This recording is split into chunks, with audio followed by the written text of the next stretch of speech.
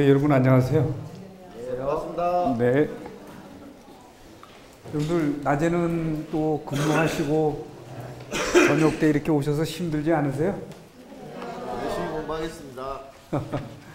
힘드시죠? 네. 아마 여러분 같은 분이 계셔서 우리나라가 이렇게 발전하고 있는 것 같습니다. 지금 지구상에 220개 국가가 있는데요. 그 중에서 자기 나라 문자를 갖고 있는 나라가 그렇게 많지가 않아요. 여러분 한번 보세요. 미국, 영국이라는 나라는 다 영어라는 글자를 갖고 있지만 그게 자기 나라 문자라고 하기 않잖아요. 근데 우리는 한글이라는 문자를 갖고 있습니다. 그래서 여러분들 잘 안 들리세요?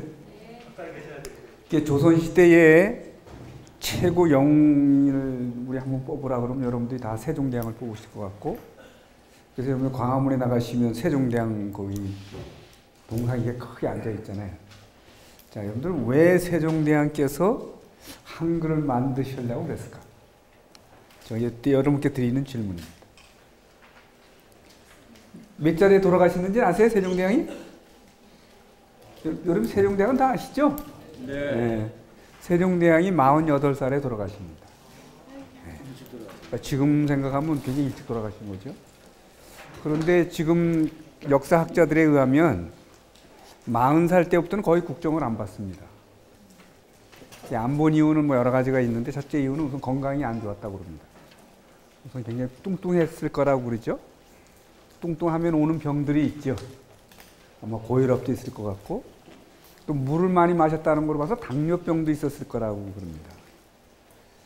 그런데도 그렇게 불편한 몸을 이끌고 8년 동안 연구를 해서 한글이라는 문자를 만들어 놓습니다. 자, 그렇게 몸도 불편하신 분이 왜 그렇게 한글을 만드시려고 애를 쓰셨을까? 혹시 이렇게 여러분 생각이 어떠세요? 뭐 때문에 만드셨을 것 같으세요? 백성들이 불편해하니까. 백성들이 불편해해서. 자, 그런데 8년 만에 한글을 만들어 놓고 반포하려고 그러니까 당시 사대부, 소위 공무원들이 벌떼같이 반대를 합니다. 그래서 마지막에 옛날에 조선시대에는 지금의 서울대학교 같은 집현전이라는 그 기관이 있다는 얘기 들으셨죠? 네. 집현전에 있던 그 고급 그 부학장 정도는 최말리라는 사람하고 이제 단판을 벌입니다. 도대체 왜 한글 반포를 못하게 하냐? 그랬더니 이 사람이 첫 번째, 여러분 혹시 중국에 가보신 분이 계시는지 잘 모르겠는데 베이징에 가시면 이렇게 자금성이라는 그 성이 하나 있어요. 그러면 거기에 자금성이라고 이렇게 한자로 써 있는데요. 자금성 옆에 이렇게 꼬불꼬불하게 이렇게 우리 뭐라고 그래야 되나? 그 의사들 평시 같은 이렇게 꼬불꼬불한 문자가 하나 있어요. 예, 그게 만주 문자입니다. 네. 왜냐하면 청나라는 만주족이 세운 나라이기 때문에 만주 문자 이렇게 써 있거든요. 그랬더니 채말리가 뭐라고 그러냐면 중국을 중심으로 있는 나라 중에 자기 나라 문자가 갖고 있는 나라는 다 오랑캐입니다. 그랬어요. 실제 소위 중국을 중심으로 여러 이렇게 뭐 돌골, 지금 청나라, 만주 이렇게 쭉 있었을 때 대개 자기 나라 문자를 갖고 있는데 대개 다 오랑캐다. 그러니까 우리가 스스로 우리 문자를 가지려고 하면 우리가 오랑캐가 되는 길입니다. 이렇게 얘기했습니다. 자, 두 번째로 뭐라고 그랬냐면, 자, 우리하고 중국하고는 형제 나라인데 동생이 자기 나라 문자를 쓰겠다 그러면 그 형제 우위를 저버리는 겁니다. 그랬습니다. 말 돼요? 자, 세 번째 대답이 아주 명답입니다.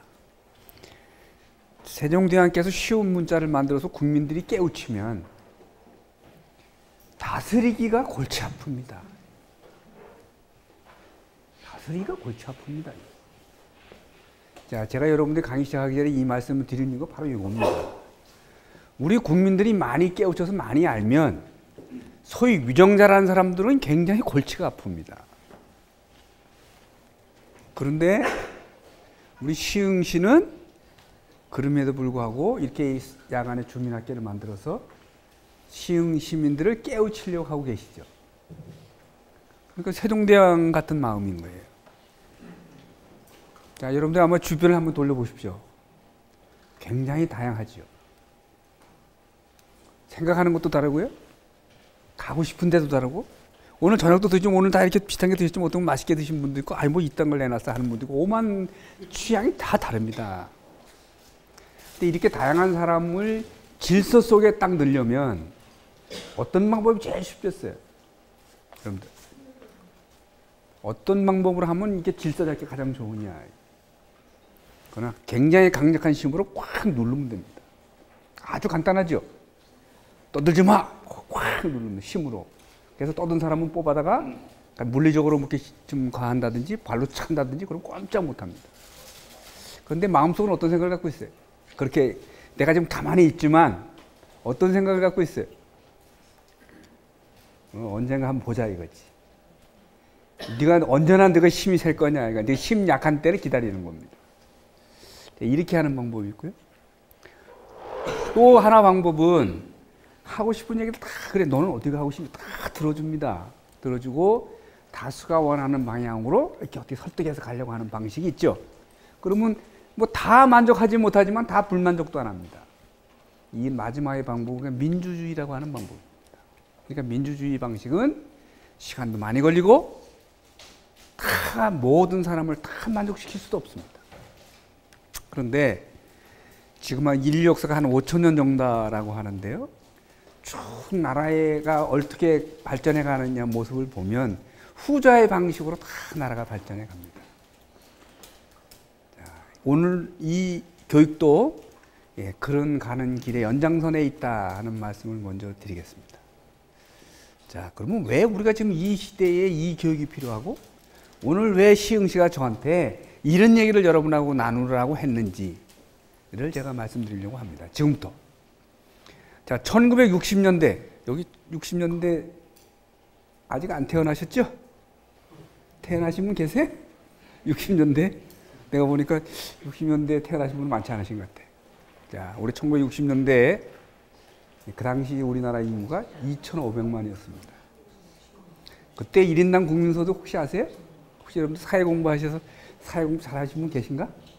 1960년대 대한민국 국민소득 아시는 분? 제가 요 빵 하나 드릴게요. 87불. 예, 87불입니다. 87불은 100불도 한 10만 원도 안 되는 거예요. 여러분들 지금 오늘 저녁에 시흥시가 이렇게 맛있는 저녁도 주셨지만 1960년대에 학교 다니는 학생들이요. 한 반에 한 70명씩 되면 도시락 싸온 학생이 1명, 2명밖에 없었을 때입니다. 안 믿겨지시죠? 네. 믿겨지세요? 네. 예, 안 믿겨지는 나라입니다. 그 당시 우리가 워낙 가난해서요. 외국에서 원조 물자를 받아다 썼고요. 그게 ODA라는 겁니다. 그렇게 가난했던 나라가 불과 60년 만에 천지 개벽을 했습니다. 3만 불 나라가 됐거든요.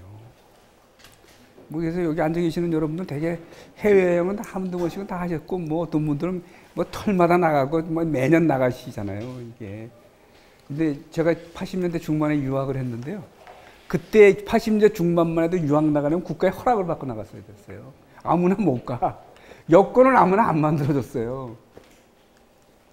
예, 그게 우리가 50년, 60년밖에 안 됐습니다. 자, 안 믿어질 거라고 생각합니다. 자, 그런데 그렇게 짧은 시간 안에 확 발전을 하려고 그러니까 모든 사람을 얘기를 다 들어주고 모든 사람을 만족시키는 방법 갖고는 안 됐다고 판단했습니다. 당시에 나라를 다스렸던 사람들. 왜 그랬을까요?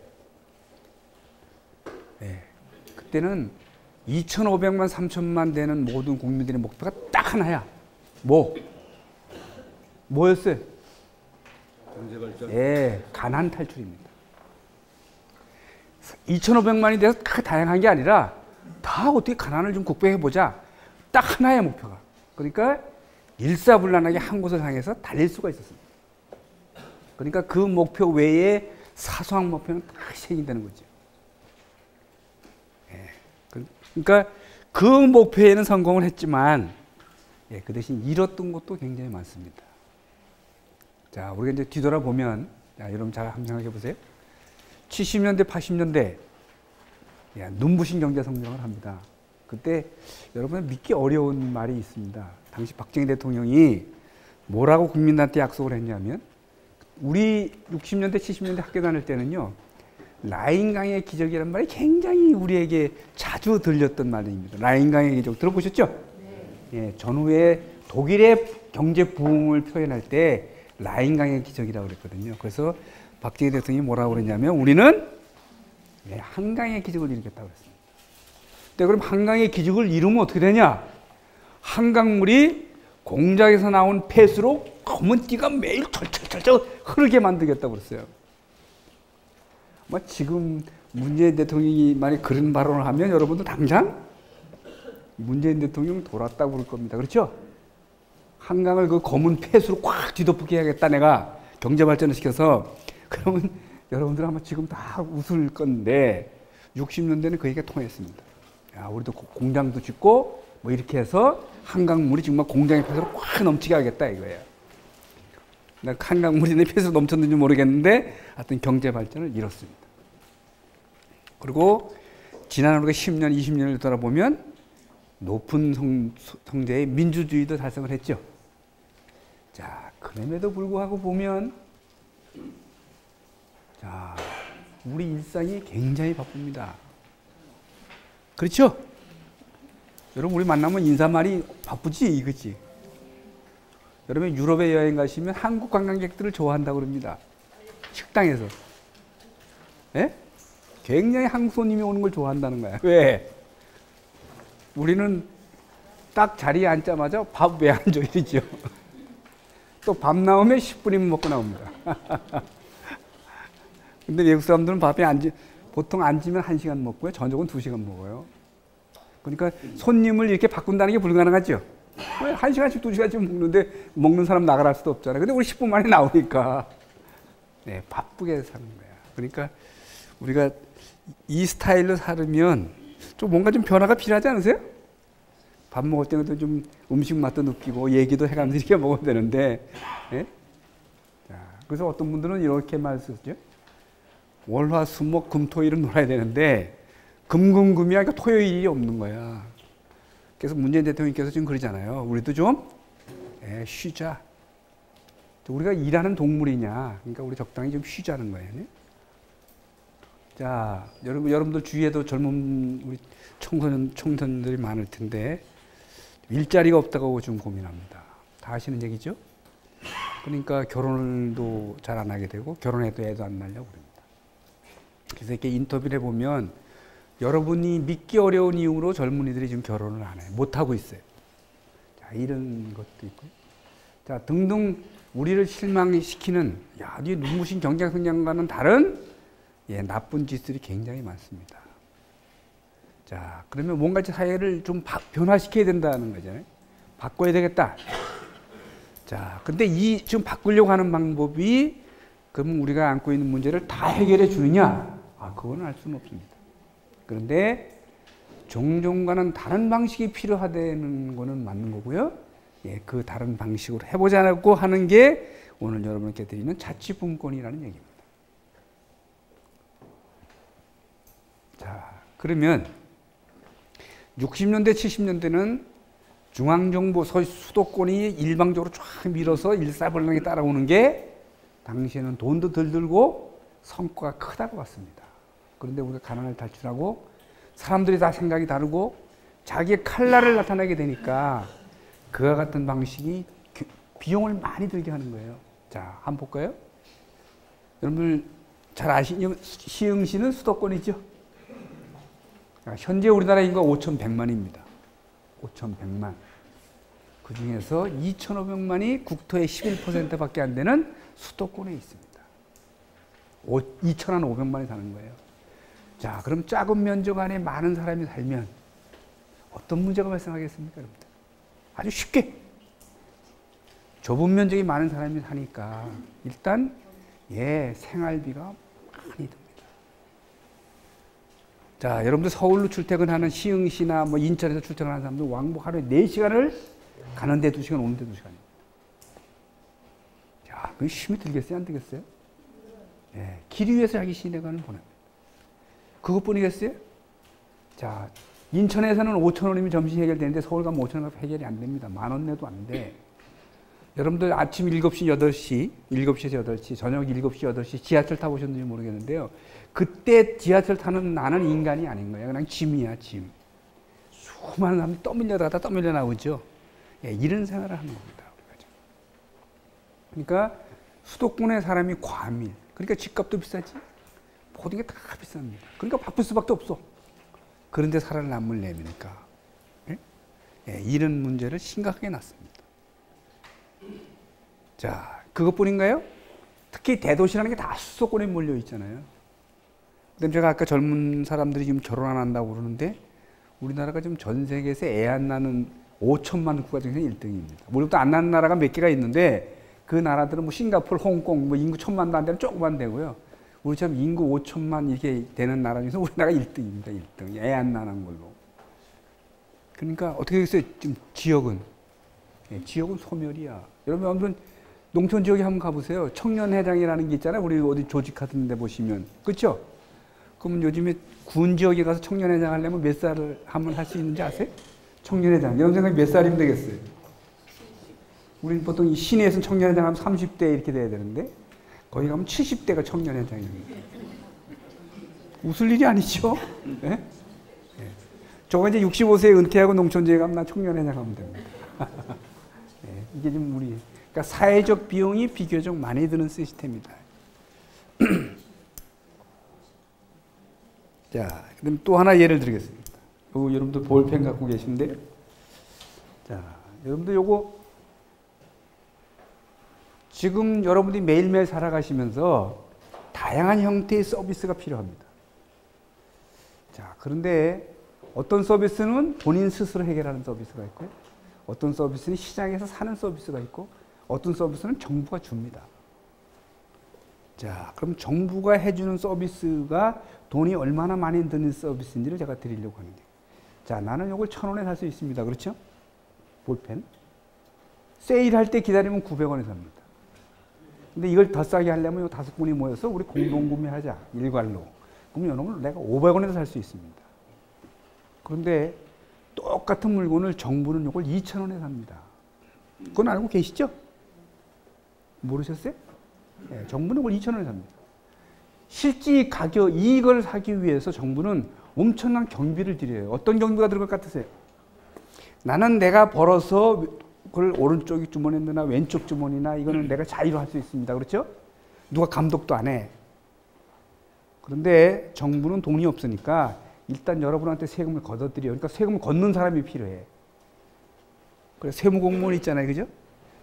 지방정부에 오시면 세무 담당 공무원들이 있습니다. 세금 걷는 사람들. 여러분들은 머릿속에 수입을 잡으면 요건 내가 자녀 학비, 요건 옷 사는 거, 뭐 요건 쌀 사는 거 다 정리가 다 되잖아요. 머릿속으로. 정부는 그게 안 됩니다. 공무원들은 내년 예산에 어디다 쓰겠다 이렇게 쭉 계획을 세워놔요. 그럼 계획 세운 대로 되나요? 이거 의회에 가서 심의를 받아야 되잖아요. 그러면 그 과정에 엄청난 많은 경비가 들어갑니다. 왜? 시의원들 봉급 줘야지, 공무원들 봉급 줘야지. 다 줘야 되는데 여러분들 주시는 거예요? 그렇죠? 자, 쓰고 나면 여러분이 쓴 돈은 여러분이 감사라는 거 안 해. 왜? 내가 알차게 썼잖아요. 근데 정부는 세금을 걷어썼기 때문에 네가 돈을 제대로 썼는지 안 했는지 감사라는 걸 또 합니다. 그러니까 여러분은 안 하는 정부가 하면 부대비용이 엄청 많이 들었죠. 그건 이해가 되시죠? 그러니까 외국에 지금 내가 소개시켜 드릴 나라들을 보면 가능하면 정부에게 일을 많이 맡기겠어요? 덜 맡기겠어요? 예, 덜 맡깁니다. 왜? 네가 네 돈 벌어서 네가 쓰는 게 가장 돈을 절약해서 쓰는 거라는 거예요. 경험으로 이 사람들은 알았어요, 그걸. 작년에 스위스에서 기본소득이라는 개념을 혹시 들어보셨나요? 모든 국민에게 뭐 예를 들면 300만 원씩 거의 싹 주는 거예요. 부자든 가난하든 싹. 공짜로. 300만 원 다 주는 거예요. 예를 들면. 그 대신 뭐를 없애자? 사회복지를 싹 없애자. 여러분 이제 우리 정부에 보시면 다양한 정도의 서비스가 있어요. 뭐 아동복지, 무슨 뭐 노인복지, 뭐 청소년복지, 부녀복지, 다양한 형태의 복지 서비스가 있는데 모든 서비스를 싹 없애고 1인당 공이 300만 원을 주고 그 300만 원 갖고 시장에 가서 서비스를 사라. 이렇게 아이디어를 내서 주민투표에 붙였습니다. 그런데 국민들이 반대했어요. 그래서 찬성 40, 반대 60 정도 돼가지고 부결됐어요. 근데 제가 생각하니까 이게 수년 내에 그게 통과될 것 같아. 근데 그런 개념이 왜 나왔을 것 같으세요, 여러분들? 왜 스위스 사람들이 기존에 있는 복지 서비스를 싹 없애고 1인당 300만 원 주자는 아이들을 내겠냐 이거예요. 왜 나왔을 것 같으세요? 예, 사회복지 서비스를 전달하는데 부대 비용이 너무 많이 드는 거야. 실지 혜택 받는 사람은 딱 100만 원을 받는데 100만 원 서비스하기 위해서 그 옆에 들어가는 부대 비용이 너무 많이 든다는 거죠. 예, 소위 정부라는 게 들어오기 때문에 그렇습니다. 자, 그러니까 지금 오늘 여러분들하고 논의하는 자치분권에 관한 얘기는 뭐냐 하면, 자, 제가 얘기했죠? 여러분 스스로 시장에 가서 사는 게 가장 싸게 할 수 있고요. 살다 보면 혼자 해결을 못 해. 그럴 때는 같이 둘이 협력하면 될 수 있죠. 눈이 많이 와서 혼자 쓰기는 벅찬데 이웃하고 손잡으면 빨리 치울 수가 있습니다. 예, 요거를 조금 더 발전시키면 내 지역에 가까이 있는 공동체나 지방정부가 멀리 있는 중앙정부보다 경비가 어떻게 된다는 거예요? 예, 작게 된다는 거예요. 예. 근데 우리는 작은 단위에서 이렇게 일해보는 경험이 별로 없고 전부 중앙정부가 다 해줬잖아요. 그러니까 지금이라도 우리가 코스트를 다운시키기 위해서 어떻게 하자는 거예요? 예. 지역에서 스스로 하는 훈련을 해보자는 겁니다. 자, 그러면 뭐 이거 잘하는 나라, 우리가 만약에 선진 사례다 그러면 뭐 이 나라 외에 또 있겠어요? 우리가 배우려고 하는 나라라 그러면? 그렇죠? 자, 여러분 영국 들어보셨죠? 네, 지금 우리 저 한국에 유명한 손흥민이라는 선수가 가 있어가지고 우리 남성들은 잘 아실 거예요, 그죠? 네. 영국, 그 다음에 미국, 그 다음에 일본, 독일. 그러면 아마 우리가 참고할 만한 선진국들은 다 포함될 거라고 봐집니다. 특히 영국은 아마 여러분들이 고등학교 다니실 때 영국에 관한 얘기를 많이 들으셨을 거예요. 영국, 여러분, 영국 하면 뭐가 떠오르세요? 영국 그러면? 배우신 거 뭐가 기억나세요? 예? 신사의 나라라고 배웠어요? 아, 예, 젠틀맨 나라다, 이거. 예, 그것도 맞는 얘기고요. 또? 대헌장. 예? 마그나 카르타 대헌장. 아, 예. 제가 여기 기대한 다음에 여기서 나왔습니다. 마그나 칼타라고 그러셨잖아요, 지금. 그게, 그 문서가 1215년에 나온 문서입니다. 1215년. 우리나라는 어떤 나라였어요? 1215년. 예, 고려입니다, 고려. 1215년에 아시아에서는 무슨 일이 있었냐면, 베이징이라는 도시가 징기스칸한테 함락된 해입니다. 그로부터 50년 후에 원이라는 나라가 생겨서 원나라가 우리나라 쳐 들어오잖아요. 예? 그런 시대에 영국은 마그나 칼타라고 하는 문서를 만들어서 왕하고 귀족들 간에 협정을 맺습니다. 어떤 협정을 맺냐? 왕이 세금을 거둘 때 네 멋대로 걷지 말고 어떻게 하라는 거예요? 예, 귀족들의 승인을 거두라는 겁니다. 근데 이거는 소위 왕권이 이제 무너지고 왕권을 나누는 훈련의 시작이죠.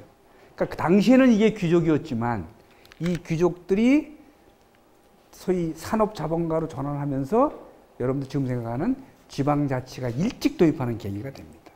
그래서 여러분들 영국 배웠을 때 의회민주주의를 가장 잘하는 나라, 또 민주주의를 가장 먼저 꽃피운 나라. 그래서 산업성명으로 세계를 지배해본 나라. 이렇게 배우셨죠? 네. 실제 그렇습니다. 그러니까 우리가 오늘 얘기하는 자치분권은 다른 나라보다 훨씬 더 일찍 시작한 나라죠. 우리는 고려 시대, 고려 광종 때부터 중앙집권을 추진한 나라지만 영국은 1215년부터 분권적인 시스템입니다. 강력한 중앙정부가 없었어요. 왕이 자기 군대를 키우려고 그러면 귀족들이 반대했습니다. 왜? 우리는 섬나라인데 너 군대가 뭐 필요하냐 이거야. 혹시 외적이 쳐들어오면 귀족들이 다 막아줄게, 너 군대 필요 없다 해서 왕권이 굉장히 약한 나라였어요. 그러니까 분권적일 수밖에 없죠.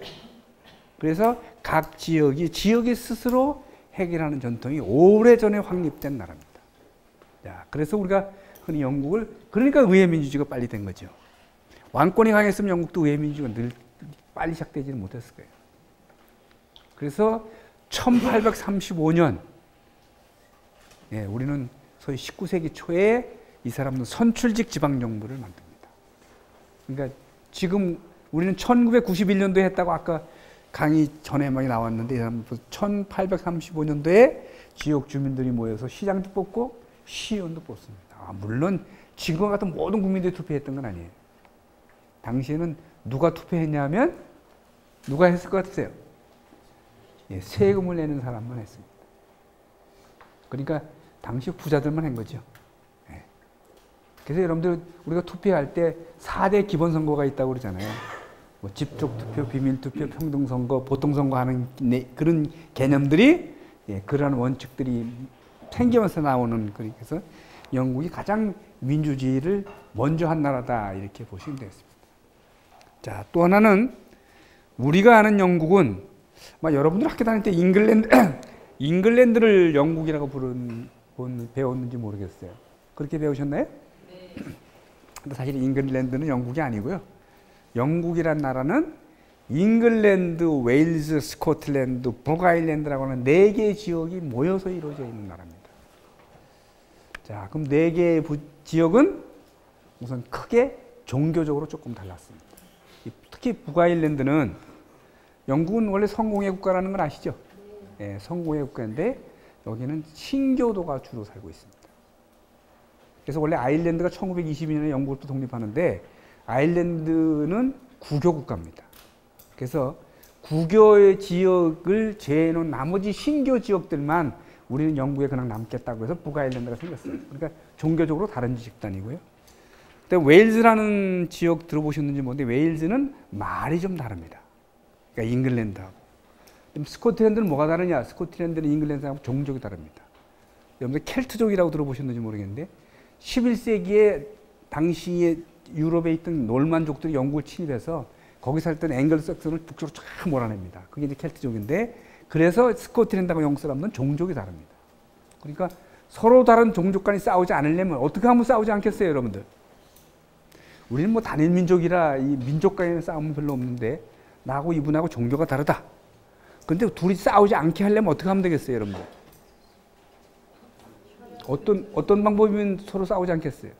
내가 구교도고 이분이 신교도인데 내가 이분 보고 구교를 믿으라고 하는 순간에 우린 갈등이 생깁니다. 그렇죠? 반대도 똑같죠? 그러니까 우리 둘이 생존하려면, 그래, 너는 구교고 나는 신교야. 서로 인정해 주는 겁니다. 그러니까 영국이라는 나라는 이 4개의 지역이 자기네가 갖고 있는 전통과 그다음에 자기네가 갖고 있는 풍습을 잘 지켜주도록 따로따로 움직여 갑니다. 그러니까 여러분들 믿기 어려운 얘기인데 우리나라 예를 들면 강원도에서 쓰는 돈하고 서울에 쓰는 돈이 다른 거야. 잉글랜드에 쓰는 파운드라는 돈하고요, 스코틀랜드에 쓰는 파운드 돈이 생각이, 모양이 달라. 그러니까 서로 인정해 주자는 거지. 예, 이게, 예. 그래서 이제 소위 자치분권을 잘한다는 거예요. 서로 인정해 줄 수 있다는 갖고 있는 나라입니다. 자, 그 다음에 이 영국이라는 나라를 기초로 해서 생긴 나라가, 예, 미국이라는 나라입니다. 우리 미국은 너무 잘 아시죠? 예, 또 미국의 영향을 굉장히 많이 받고 있고요. 또 현재도 받고 있습니다. 근데 미국하고 우리는 굉장히 멀리 떨어져 있는 나라인데요. 이건 비행기 타고 15시간씩 가야 돼요. 그런데도 이상하게 미국하고는 인연이 많습니다. 얼마나 많냐 하면, 여러분들 주위에 유학 간다 그러면 너 어디 가니? 그러면 아마 한 80%는 미국 간다고 그럽니다. 지금도 그래요. 우리 유학생이 한 8, 90%는 다 미국 가고요. 지금 저희 행정대학원 교수라고 소개를 드렸는데 저희 대학교에 28명의 선생이 있는데요. 24명이 미국서 박사학위를 받은 사람입니다. 그러니까 미국 여행이 많이 받을 수 있죠. 그 다음에 우리가 효율 이런 말을 많이 쓰는데 그것도 미국 영향입니다. 나중에 이제 강의 다 끝나고 이제 이런 표현 쓸 텐데 우리나라가 어떤 형태를 띠고 있냐 그러면 이 아래 똘이 기초는 한국식이고요. 몸은 일본식이고 머리는 미국식이다. 이렇게 얘기할 정도. 우리나라가. 예. 아마 우리나라 뭐 장관들 지내는 거 보고 뭐 어디서 유학했나 이렇게 보면 거의가 다 미국 유학한 사람. 예. 자, 그 이유 왜 그러겠어요? 미국이 세계를 선도하기 때문에 그렇습니다. 미국이 거의 모든 분야에서 아직까지는 세계를 선도하고 있고요. 당분간 선도할 것 같습니다. 근데 뭐 그 이유는 여러 가지가 있는데, 이제 오늘 얘기하는 주제를 살펴보면, 미국이라는 나라는, 우리는 중앙정부가 생기고 지방정부가 나중에 생겼잖아요. 미국이라는 나라는 지방정부가 생기고 주정부가 생기고 그 다음에 마지막으로 연방정부가 생기는 나라입니다. 그러니까 우리가 오늘 얘기하는 자치분권이 처음 부서져 있었던 나라거든요. 자, 미국의 나라가 어떻게 생겼나 한번 보겠습니다. 미국의 나라는 여러분 잘 알다시피 콜럼버스가 신대륙을 발견하고요. 그 다음에 유럽에서 종교로 조금 핍박을 받던 사람이 종교의 자유를 찾아가기 위해서 메이플라워라는 배를 타고 신대륙에 가서 만든 나라입니다. 그러니까 미국 사람들이 있기 전에는 물론 인디언인들이 살고 있었지만 이 사람들은 들어가서 인디언들을 싹 몰아내고요. 그 자리에다가 하나의 나라를 만드는 거잖아요. 그러니까 다른 나라가 수천 년 역사를 가지고 이게 쭉 발전해온 나라고 이 나라는 그냥 없는 데다가 자기네가 원하는 나라를 탁 만든 거야. 그러니까 자기네가 원하는 대로 할 수 있었겠죠. 자, 이들이 맨 처음에 만든 나라는 지방정부다. 왜? 이렇게 100명이 가가지고 100명이 처음에 도착하거든요. 그래서 100명이 가서 이렇게 모여가지고 야, 우리 어떻게 서로 공동 서비스를 만들면서 만들기 시작한 거야. 그래서 맨 처음에 지방정부를 만들었겠죠. 사람이 많이 모이니까 지방정부를 중심으로 주정부라는 걸 만듭니다. 특히 미국이라는 나라는 여기 보시면 1776년 독립했다고 그러는데요. 영국으로부터 독립하는 거죠. 근데 지금 역사학자들은 이렇게 얘기합니다. 많은 영국 사람들이 미국 사람들에게 세금을 안 걷었으면 아마 미국이라는 나라가 안 생겼을 거라고 그럽니다. 왜? 처음에는요, 영국 사람들이 미국을 지배하고 그 식민지에 살던 사람들한테 세금을 안 걷었어요. 그러니까 국방은 영국군이 해주고 다 해주고 자기한테 세금도 안 받는데 얼마나 해피해요. 세금을 안 받는다는 말은 자기가 본 거 다 자기 거란 얘기죠. 여러분 세금 없는 나라에 살게 해준다면 좋지 않으세요? 좋아요. 좋죠. 그러니까 처음에 세금을 안 받았어요. 그러다가 영국이 나라 전쟁을 많이 하고 돈이 필요했잖아요. 그래서 세금을 매기는데 어디다 매겼냐? 이 사람들이 가장 많이 먹는 차에다 매깁니다. 아마 여러분도 대한민국에서 그런 일은 생기지 않겠지만 우리가 먹는 쌀에 세금을 매기면 세금이 제일 많이 거칠 수 있어요. 왜? 쌀 안 먹는 사람 있어요? 이 사람들은 매일 마시는 차에다가 세금을 매깁니다. 그게 티 사건이야. 그래서 그걸 계기로 영국으로부터 독립해야 되겠다고 해서 생기고요. 1776년 미국이 나라가 생깁니다. 자, 그런데 이미 미국이라는 나라가 생길 때는 지금과 같은 연방정부는 없었습니다. 그러면 어떤 나라가 모여서 생기냐? 13개 주가 느슨하게 연합체 형태로 미국이라는 나라를 만들거든요. 그러니까 이 느슨한 형태라는 말은 13개 주가 자기네 돈이 다 있었어요. 13개 주가 자기네 군대가 다 있었습니다. 그러니까 미국이라는 나라가 다른 나라하고 전쟁을 하려고 그러면 군대를 모으는 일이 어려웠어요. 왜? 각 주가 군대를 보내려면 의회 승인을 거둬야 되잖아요. 각 주마다. 그럼 시간이 많이 걸리잖아. 그래서 나중에 조금 더 신속한 시스템을 만들기 위해서 지금의 연방정부를 만듭니다. 자, 그런데 제가 지금 여러분이 강조하려고 하신 거는 이 미국이 얼마나 다양하냐 하면 이 다양한 나라들이 얼만큼 서로 존중해 주느냐를 제가 설명드리려고 합니다. 지금 기준입니다. 자, 미국은 50개 주가 됐다는 얘기는 들으셨죠? 지금 미국은 50개의 주가 모여 있어요. 그러니까 유나이티드 스테이트입니다. 주를 모은 나라입니다. 자, 그런데 이 50개 주가요, 제일 큰 주가 캘리포니아라는 주입니다.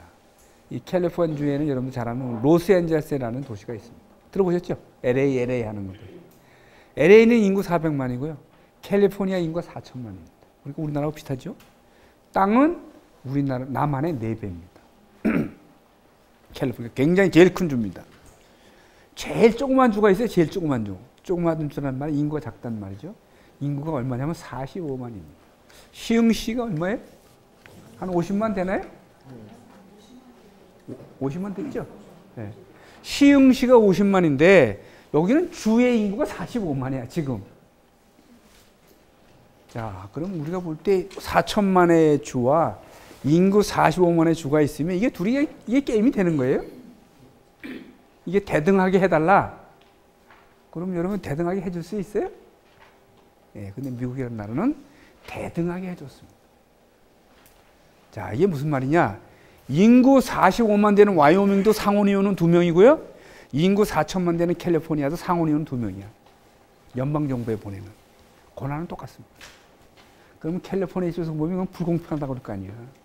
우리는 인구 4천만이고 너네는 45만인데 어떻게 대표가 똑같이 2명이냐 이거야. 아마 여러분들 납득하기 굉장히 어려우시죠? 자, 그 대신 하원이라는 제도가 있는데 하원은 와이오밍은 1명입니다. 왜? 인구 60만 명당 1명이거든 하원은. 그러면 캘리포니아 몇 명이었어요? 4천만 잡고 60만 60, 40이 한 60 몇 명이 되는 거죠 하원은. 그런데 인구 비례에 의한 하원은 권한이 없어요. 임기도 2년이고요. 권한이라고 하는 게 예산 심의밖에 없어. 그 대신 모든 권한 다 누구가 갖는 거예요? 예, 상원이 다 갖고 있습니다. 자, 이런 타협을 하려면 누가 양보해야지 이런 타협이 되겠습니까? 캘리포니아가 양보해야 되겠어요? 와이오밍이 양보해야 되겠어요? 예, 캘리포니아가 양보해야 되는 겁니다. 자, 이 시사점이 크죠. 우리가 자치분권을 잘하려면 심 없는 사람과 심 있는 사람이 뭐 있다. 그럼 누가 양보해야 되냐 이거예요. 예, 심 있는 사람이 양보하는 거고요. 지금 시흥시가 강조하는 이 자치분권에 대한 교육도 있는 사람들이 양보하는 것을 가르치는 장소입니다. 그게 안 돼갖고는 타협이라는 게 있을 수가 없어요. 민주주의는 타협과 조정인데 누가 없는 사람이 뭐 양보할 게 있어 양보를 하지? 안 그렇습니까? 예, 그거예요. 근데 그게 일찍 한 나라와 늦게 한 나라가 차이가 있을 뿐이다. 이렇게 보시면 되겠어요. 자, 그래서 우리가 흔히 미국이란 나라는 특히 국민주권과 주주권이요. 주주권이라는 말은 주가 베이스가 됐단 말이죠. 그러니까 인구 등치가 크나 작으나 같은 대등한 그렇게 만들어진 나라다. 이렇게 보시면 되고요. 뭐 다른 건 넘어갑니다. 자, 그 다음에 마지막으로 우리나라에 영향을 많이 준 나라가 독일하고 일본이라는 나라입니다. 뭐 지금은 조금 입장이 달랐습니다만, 여러분 고등학교 다니실 때 제2외국어라는 거 한번 배우셨을 거예요. 기억나시나요? 네. 그때 뭐 배우셨어요? 제2외국어? 중국어 배웠어요? 불어 배우셨어요? 그 불어 배워가지고 불어 한번 써보셨어요? 아무도 안 써봤어요. 또 불어 말고 또 뭐 배우셨어요? 일어 배우셨어요? 아, 일어만 배우신 분은 신세대야. 일어 배우셨다 그러면 신세대입니다. 대개 9세대는 불어하고 독일을 배웠고요. 왜 9세대 때 일어를 우리 때는 일어 공부한다고 그러면요. 친구들이 이 자식 뭐 쪽발이 같은 놈이라 그래가지고 막 이렇게 왕따 시킬 때예요. 그래서 일어가 필요한 줄 알았으면서도 혼자 몰래서 하면 했지 이게 내놓고 못할 때요. 그 대신 독어하고 불어를 많이 했습니다. 왜 독어를 많이 했냐? 자, 이제 그 설명이 이해가 될 거예요. 왜 우리가 독어를 많이 공부했는지. 그러니까 독일이라는 나라가 나중에 잘 살고 돼가지고요. 우리나라가 좀 이상했어요. 왜? 동양의 인구 그렇게 크지도 않은 나라에 대학교에서 동문과가 한 100개 대학이 동문과라는 게 있어. 아시죠? 그러면서 독일어를 한마디도 안 써. 동문과는 100개 대학 이상에서 대학이 있는데 뭐 지금은 이제 대학 인원 축소 때문에 동문과들 단지 없어지고 있는 건데 저 대학 갈 때만 해도요. 우리 대학 입시에 독일어 시험 치고 들어갔다니까. 맞아요. 그러셨죠? 네. 그 이유가 뭐냐? 일본 때문에 생긴 일입니다. 그 이유가 어떻길래? 자, 지금은 일본이 우리보다 잘 살고 있어요. 국민소득 만불도 높습니다. 또 우리하고는 잊지 못할 그런 역사적인 그런 관계도 있는데요. 근데 사실은 일본이라는 나라가 잘 살아진 게 150년이 안 됩니다. 일본은 엄청 가난한 나라였어요. 여러분들 1603년이 소위 에도 도쿠가와 이에야스가 일본이라는 나라를 통일하는데요. 일본은 그 당시에 에도는 아까 제가 미국과 같은 연방국가 같은 시스템이었어요. 전국에 한 300개로 쪼개져 가지고 봉건 영주들이 이동을 해주는 그런 시스템이고 거의 분권국가입니다. 그러니까 도쿠가와 이에야스가 동경이라는 데서 자기가 대장을 하고 있었지만 각 지역에 있는 봉건 영주들의 그 자주권을 다 인정해 준 시스템이었어요. 그러니까 소위 지금은 과학기술이 발달해서 뭐 물건 팔아서 돈을 벌 수 있었지만 한번 여러분 일본 가시면 알겠지만 일본은 우리보다 산이 더 많은 나라거든요. 그러니까 당시에 소위 봉건 시대에는 뭐가 재산이었었어요? 논밭이 재산이잖아요. 그러니까 논밭이 없는 나라야. 우리도 산이 많아서 논밭이 별로 없다고 그러죠. 일본은 우리보다 더 많습니다. 물론 사면이 바다라 물고기 많이 잡을 수 있는데 지금은 해양 기술이 좋아서 배 좋은 배 가지고 고기 잡을 수 있지만 옛날에는 쪽배 타고 갔다 잘못 태풍 불면 다 죽습니다. 그러니까 고기를 마음대로 잡지도 못해. 그러니까 가난할 수밖에 없죠. 예, 그러다가 1860년대 들어오면서 소위 우리가 개화라는 걸 하잖아요. 그때 얘네가 미국이 문호를 열고 개화라는 걸 할 때 얘네가 우리보다 훨씬 서양 문명을 빨리 받아들입니다. 그때 서양 문명을 빨리 받아들이는 데 앞장섰던 인물 중에 하나가 우리가 잘 아는 이토 히로부미라는 사람입니다. 여러분 잘 아시죠? 예, 이토 히로부미라는 사람이 일본을 변화시키는데 일본 변화시키는 그 모델을 미국도 가보고 영국도 가보고 다 가보다가 자기 나라의 모양으로 선택한 나라가 독일이란 나라입니다. 그리고 독일식 개혁을 해서 소위 얘네가 강대국이 되고 우리나라에다가 심어놓은 시스템이 일본이 독일에서 받아온 시스템 그대로 갖다 우리나라 갖다 심어놨어요. 그러니까 우리는 시스템이 직접 독일에서 받진 않았지만 일본을 통해서 우리나라에 옵니다. 여러분들 지하철 많이 타보셨을 텐데 1호선 타보셨나요? 그럼 조금 뭐 이상하다고 느낀 분 없어요? 1호선 타보시면 다른 열차하고 못 느끼셨어요? 1호선 응? 지상철이에요? 1호선 그러니까 서울에서 인천 오는 거. 청량리 인천 오는 거 1호선이라는 열차가 있죠. 우리 지하철 있잖아요. 그게 서울 안에서 다른 열차하고 좀 다릅니다. 뭐가 다르냐? 방향이 달라요. 우리는 우측 통행하는 나라잖아요. 여러분 우리가 옛날엔 좌측 통행하다 최근에 우측 통행하라 우측 통행하라 그래서 이제 우측 통행하고 계시죠? 네.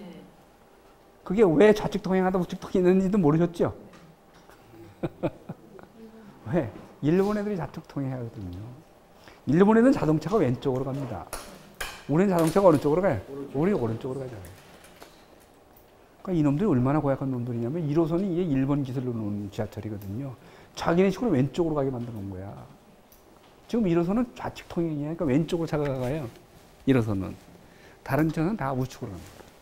그래서 좀 타는 방향이 다르잖아, 우리가. 근데 어찌됐든 간에 일본이 독일식을 배우는데요. 이토 히로부미가 만난 사람이 누구냐면 비스마르크라는 사람 들어보셨나요? 네. 예, 비스마르크라는 독일의 지도자를 만나서 조언을 구합니다. 그랬더니 봉건적이 어떤 나라를 집권화해서 집권의 힘을 가지고 국가를 발전시켜라. 그래서 일본이라는 나라가 만들어진 거고요. 그 집권 시스템을 우리나라에 그대로 갖다 놓습니다. 그래서 지금은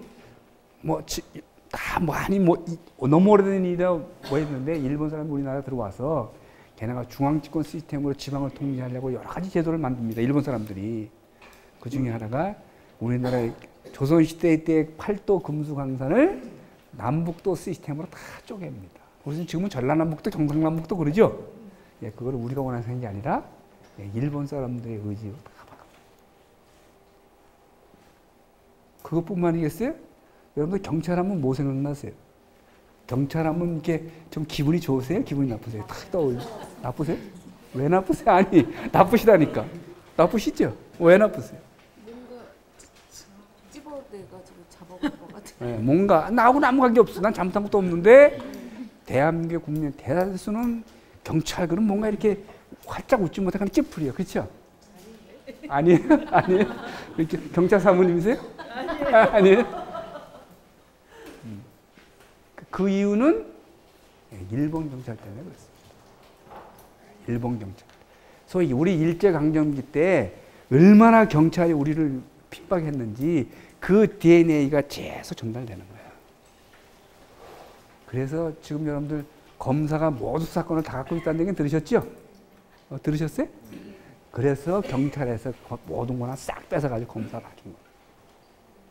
하도 미웠어. 근데 그때 경찰이 미운 게 아니라 사실은 일본 경찰이 미운 겁니다. 또 하나는 여러분 잘 아시겠죠? 45년도 이후에 경찰 했던 많은 사람들이 일제시대 때 경찰했던 사람들. 예, 그 영향입니다. 다. 근데 그때 지금 제가 드리려고 하는 말은 이 두 나라가 분권적이었던 나라가 집권화돼서 소위 국가 발전을 크게 바꿨잖아요. 그래서 이 독일 시스템이 일본에 왔다가 일본에서 우리나라에 들어온 겁니다. 그래서 우리도 조선시대에도 집권적이었고 일제강점기는 더 집권적이었고 그리고 지금까지도 집권적이었다는 거예요. 그 얘기를 드리려고 설명이 좀 길어졌어요.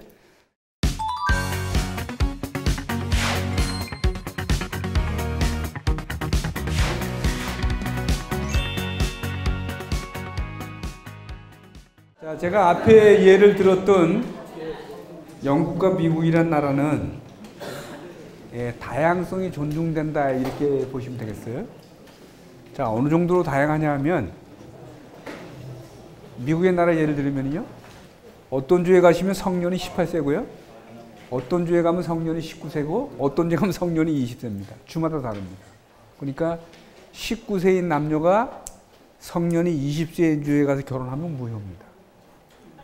예, 미성년자 결혼이니까 무효지요. 그러니까 18세인 주에 가면 합법인 거죠.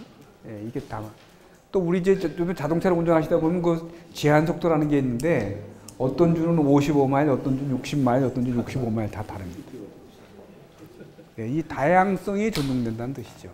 근데 우리는 뭐 최근에도 이제 우리도 이제 굉장히 다양성을 존중하는 교육이나 문화가 시작됐지만 그동안 우리를 가만히 뒤돌아보시면 우리는 획일적인 거에 굉장히 이렇게 익숙해져 있는 사람들입니다. 그러니까 기준이 딱 하나야. 그러니까 예를 들면 대학 입시도 그냥 오로지 공부 하나. 그러니까 아침 새벽 5시부터 밤 10시까지 공부만 하잖아요. 그게 분명히 잘못된 줄 알면서도 다 해. 그러니까 우리가 자치분권 한다는 말은 서로 다른 다양한 거를 좀 똑같이 인정해 주자 하는 시스템이라고 이해하시면 되겠습니다. 자, 아까 제가 영국도 여러 가지 종족이 달라 이런 종교도 다르고 종교에 다른 걸 지켜준다는 의미예요. 자, 그럼 요 독일과 일본이라는 나라는 어떤 예냐? 분권적인 전통을 갖고 있다가 소위 국가 발전한다고 집권했다가 다시 분권으로 돌아가는 나라들입니다. 265년 분권의 전통에 있던 일본이 소위 메이지라는 천황을 만나서 집권하게 되고요. 그 집권의 결과가 뭐가 됐어요? 예, 전쟁이었습니다. 예, 군국주의가 득세해서 2차 세계대전을 일으키고 패망하고 또 전쟁 후에 집권 시스템으로 경제 발전을 성공했지만 다양성 문제가 생겨가지고 다시 분권으로 돌아가는 그런 나라입니다. 예, 그래서 일본도 한때는 집권화의 영향으로 지금 겪고 있죠. 우리가 비슷해. 우리보다는 덜 하지만 동경권에 집중이 심한 나라거든요. 얘는 1억 3천만의 인구 중에 인구 한 30%, 한 4천만이 동경권에 모여 살고 있습니다. 그 외에 일본도 인구가 좀 줄고 있거든요. 예, 그 외 지역은 지방 소멸을 걱정하는 시스템이 됐어요. 예, 그 자기는 중앙 집권의 폐해라고 보는 겁니다. 그래서 여러분들 우리는 오사카가 굉장히 제2도시라고 여러분 배우셨잖아요. 예, 60년 된 제2도시였어요. 인구 한 450만까지 됐는데 지금은 인구 300만 된 오사카도. 그리고 요코하마가 제2도시예요. 동경 옆에 있는. 예, 그래서 지금도 일본이 분권해야 되겠다, 지방 창생해야 되겠다고 하는 게 이제 그런 얘기죠. 자, 독일은 분권적인 나라였는데 얘네가 얘 분권 전통은 본인이 원해서 된 나라가 아니고요. 독일을 싸고 있던 강대국들이 게르만족이 뭉치면 이게 위험하다고 해서 갈갈이 찢어놓은 나라입니다. 타에 의해서 분권적인 나라라고 했다가 소위 프리드리히 대왕 만나서 비스마르크라는 아주 훌륭한 지도자를 만나서 집권화에 성공을 해서 그 원한을 한번 풀었지요, 독일이. 자기네 괄씨받던 원한 한번 풀었지. 그게 1차 세계대전이고 그게 2차 세계대전입니다. 그랬다가 다시 분권으로 돌아간 나라입니다. 지금은 서독 9개, 동독 6개, 그래서 15개의 주로 이루어진 나라고요. 요도 가면 주마다 다 다른 거지. 자, 이런 게, 자, 그럼 왜 분권하자고 그러냐? 제가 두 가지를 강조하고 싶은데, 하나는 여러분의 문제를 여러분 스스로 해결하자는 겁니다. 하나가. 내 문제를 남이 해결해 주는 거야. 집권한다는 말은. 시흥시의 문제를 시흥시가 해결해야지 이거를 국가가 해주는 거예요. 그러니까 이제는 앞으로는 시흥시의 문제는 시흥시가 해결하라는 거예요. 그럼 어떤 점에 이점이 있냐? 우선 경비가 덜 듭니다. 국가가 해결해서 내려보내주면 시흥시에도 잘 안 말 뿐만 아니라 이미 돈이 많이 드는 거야. 자, 두 번째는 여러분들이 갖고 있는 생각을 반영시키자는 거지. 그러니까 사실은 시흥시장이나 시장 시의원들은 여러분들이 막 깨서 참여하고 이러면 귀찮아할 수 있습니다. 그렇잖아요. 여러분 가끔씩 민원 제기하고 그러면 짜증내는 분도 있지요. 그런데 전체적인 차원에서 보면 그런 지역이 많은 말일수록 국가 전체적 차원의 경비는 적게 드는 거고요. 또 여러분 개인적인 차원에서 보면 여러분의 의사대로 서비스가 딜리버리가 된다든지 의사결정이 이루어지는 시스템을 의미합니다. 자, 그런데 이 같은 필요성은 앞으로 10년, 20년 지나면 더 확실히 느껴질 겁니다. 왜 느껴지냐? 자, 우리가 이제까지 눈부신 경제 성장을 했지만 앞으로도 계속 될 거냐? 이건 아무도 장담을 못 하는 거죠. 자, 근데 우리가 지금 걱정하는 이유 중에 하나가 저출산 고령화 인구 감소거든요. 다 아시죠? 네. 애는 적게 낳고 고령화 속도는 좀 세계에서 우리가 1등이에요. 다 나이, 우리 사회가 좀 늙어가는 거야. 그리고 인구가 주는 거야. 자, 그럼 이런 상황을 우리가 효과적으로 대처하려면 경비가 작게 드는 시스템으로 가야 돼요. 자, 근데 경비 작게 쓰고 우리의 소위 테일러 메이드 하려면 큰 단위에서는 불가능합니다. 국가적인 기준을 만들어가지고 시흥시에 적용하면 이게 안 맞는 거예요. 그러니까 시흥시에는 시흥시에 맞는 기준을 만들어야 되잖아요. 그러니까 자치분권을 해야 되는 거예요. 자, 그렇다고 보시고. 자, 그러면 자치분권을 하면 좀 뭘 어떻게 바꿔야 되겠냐? 이렇게 해서 우리나라도 1990년대부터 다양한 시도를 합니다. 여러분 잘 아시는 김대중 대통령, 노무현 대통령, 이명박, 박근혜 대통령까지 분권하겠다고 여러 가지 시도를 했어요. 근데 그 성과가 좋지를 못했어요. 그러니까 분권된 것 같지가 않은 거야. 근데 최근 또 문재인 대통령이 노무현 대통령의 전통을 이어받아서 분권하겠다고 그럽니다, 지금.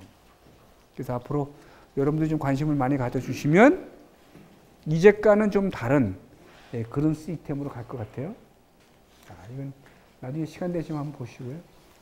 각국의 나라들이 다 지방분권 하는 겁니다. 영국도 1970년대 이후에 집권을 잠깐 갔다가 90년대 계속 좀 분권을 하고 있고요. 일본도 마찬가지입니다. 일본도 90년대 이후로 분권을 계속 하고 있어요. 자, 그 이유는 경비를 줄인다는 거예요. 자, 국가라고 하는 건 큰 대형 항공모함 같은 게 도는 거거든요. 그러니까 큰 배가 한번 돌으려고 하면 시간이 많이 걸리죠. 또 큰 배가 한번 움직이려면 그 들어가는 기름이 또 얼마나 많겠어요. 근데 시흥시는 항공모함에 비하면 조그만 배입니다. 그러니까 방향 서기도 쉽고 또 그게 움직이는데 기름값도 덜 듭니다. 그럼 쉽게 이해되시겠죠? 네. 지금 현재 국가가 한 100이라는 일을 한다면 지금 중앙정부가 80을 하고 있고요. 지방정부 20을 하고 있습니다. 여러분 이제 집으로 예를 들면 가족들이 해야 할 일이 한 10개가 있다면 아버지가 8개를 하고 있고 자식이 2개 하고 있는 거야. 그러니까 아버지가 너무 힘이 든 거. 어떤 때는 이 큰아들한테 이 좀 해줬으면 내가 좀 쉴 텐데 이놈이 아무것도 안 하니까 내가 다 하는 그런 꼴입니다. 근데 우리가 지금 얘기하는 이 분권의 얘기는 국가가 하는 80을 다 달라는 게 아니고 국가가 하면 돈이 더 많이 들고 내가 하면 더 잘 될 수 있는 일을 달라는 겁니다. 무슨 말인지 이해하시겠죠? 그러니까 국가가 하기 때문에 내가 하면 1,000원에 할 수 있는 일을 국가는 이걸 1,500원에 하는 일이 있어. 그거를 달라는 거야. 내가 잘하는 거. 그러니까 예를 들면 국방을 주면 시흥시가 국방할 재간이 되겠어요? 국방은 할 수가, 외교를 맡긴다. 시흥시가 무슨 외교를 하겠어요? 국가가 하는 게 낫지. 그 대신 자치경찰을 주면 국가경찰보다 훨씬 더 적은 경비로 치안할 수 있을 거라는 거예요. 다른 예를 들면 교육 문제도 시흥시장이 시흥시 발전과 연계해서 교육을 플랜을 짜면 교육청이 혼자 하는 것보다 훨씬 더 나은 교육 시스템 만들 수 있다는 거거든요. 그러니까 모든 권한을 다 달라는 게 아니라 지방정부 할 수 있는 일을 좀 넘겨주면 더 잘할 수 있다는 게 첫 번째고요. 자, 두 번째는 아까 지금 공무원의 역량을 얘기하셨잖아요. 맞습니다. 중앙정부 공무원이 훨씬 더 지방정부 공무원보다 날 수가 있어. 그런데 지방정부가 중앙정부보다 난 게 있습니다. 뭐가 잘하냐? 현장에 대한 정보는 훨씬 지방공무원들 더 잘 알아. 중앙에 있는 공무원들은 그냥 머릿속으로만 하는 거거든요. 가난한 사람들이 다 수다 그러면 이 사람들 그냥 딱 나눠가지고 n분의 1을 딱 하는데 사실 가난한 사람들도 굉장히 천차만별이거든. 결혼하는 사람, 결혼 안 한 사람, 뭐 편차나도 편차는 정도가 얼마나 다행이에요. 그런데 국가는 하나의 기준만을 갖고 적용해야 되기 때문에 국가가 받은 적용이 시흥 시민과 인천 시민에게 안 맞는 거예요. 그러니까 똑같은 생활비를 보조해 준다고 그래도 서울 시민들은 사실 시흥 시민보다 생활비가 조금 더 올려줘야 될 겁니다. 왜? 물가가 다 비싸니까. 그런데 여러분들 저 강원도 홍천 같은 데 가면 여기 물가가 좀 싸거든. 그러면 거기에 기준은 훨씬 중앙문쪽보다 낮아도 되겠죠. 예, 이런 거 보내달라는 겁니다. 또 하나고요. 자, 그 다음에 또 뭐냐면 이제 질문하셨기 때문에 드리는 얘기예요. 자, 민주주의라는 겁니다. 민주주의. 여러분 민주주의는 머리로 하는 것 같으세요? 여기 다 결혼 다 하셨죠? 이렇게 결혼 생활을 해보시니까 가정이 화목하려면 뭐가 가장 필요하던가요? 양보. 근데 양보는 머리로 해요? 가슴으로 해요? 예, 가슴으로 하는 거거든요. 제가 아까 4천만의 캘리포니아와 35만의 와이밍을 얘기했잖아요. 이성적으로 생각하면 그게 합의가 되는 얘기가 아니죠. 예, 가슴으로 해야 되는 건데 가슴으로 하는 일은 경험이 또 사랑이 되고요. 그래서 여러분들 왜 가족이 남보다 나냐 하면 그런 경험이 제일 많은 거야. 이놈 눈 하나만 깜빡해도 금방 아는 거야, 애 컨디션을. 예, 그게 자치분권하는 메인입니다. 훈련 없이는 안 되는 거야. 여러분들이 참여해서 양보하고 양보 받아보는 훈련을 해야 서로 양보가 가능한데 양보 없이 크면 언제 양보할 줄 알겠어요, 이 사람들. 예, 그러니까 자치분권은 그거 하자는 거다. 그러면 좀 쉽게 와 닿겠어요? 예, 그러니까 가끔씩 여러분 지역에서 소위 골치 아픈 일이 발생했을 때 지역 주민들이 참여해서 서로 상대방 얘기를 들어보다 보면 답이 나온다는 건데 중앙정부 공무원들은 절대 시흥시 문제를 그렇게 접근하지 않는다는 거예요. 그러시면 왜 시흥시가 많은 일을 핸들해야 되는지, 시흥시가 할 수 없는 일 주고 너보고 하라, 이거는 안 됩니다. 그거는 이제 시흥시가 하는 일이 아니라 경기도가 해야 할 일이겠죠.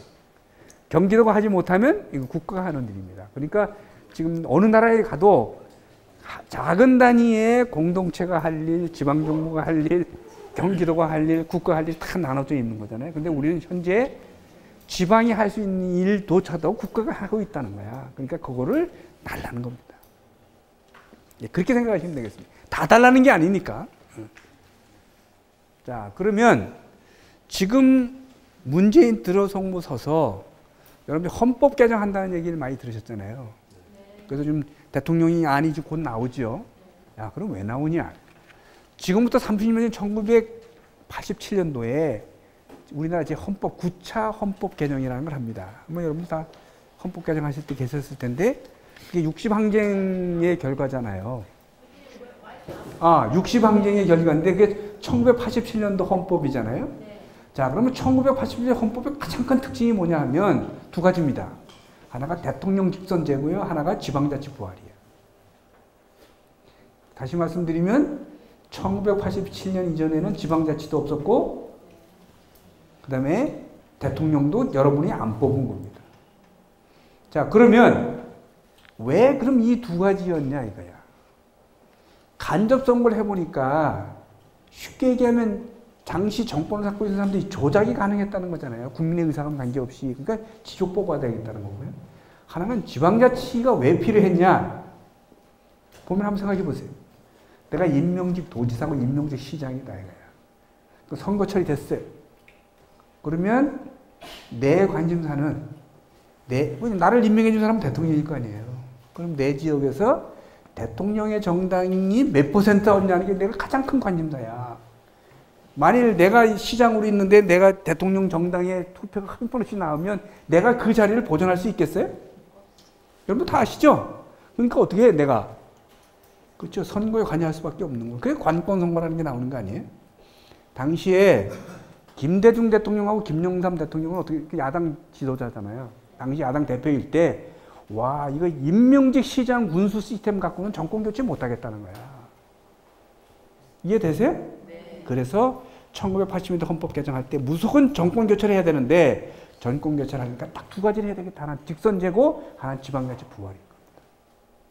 자 그러면 박정희 대통령은 왜 지방자치를 없애려고 했겠냐 이거지. 한번 생각해 보세요.